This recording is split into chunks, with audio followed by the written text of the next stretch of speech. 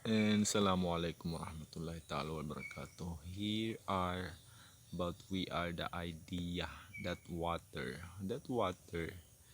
ang tubig na ito ay pwede ito gawin parang gasolina sa ating mga engine. Ganito lang yun. Bali, improvisein mo lang yung makina or machine or engine ng sasakyan. Hahanap ka ng mga malalakas na heater or heater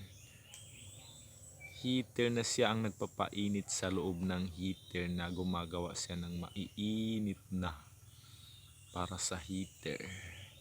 Yung mga 5,000 watts ng heater.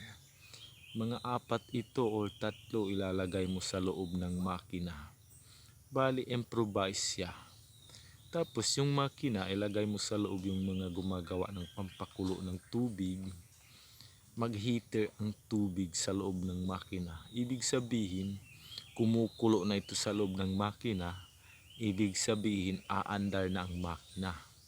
Gamit ang tubig sa loob ng makina habang umiinit siya, nagpuproduce siya ng lakas at saka ng mga kulo.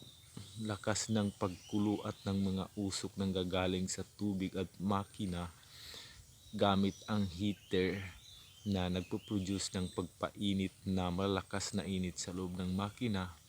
Ibig sabihin, aandar na ang makina or aandar na ang machine ng mga sasakyan. Bale, improvise siya, pero ang gagawin natin, tubig yung iniinom ng mga makina. Diba?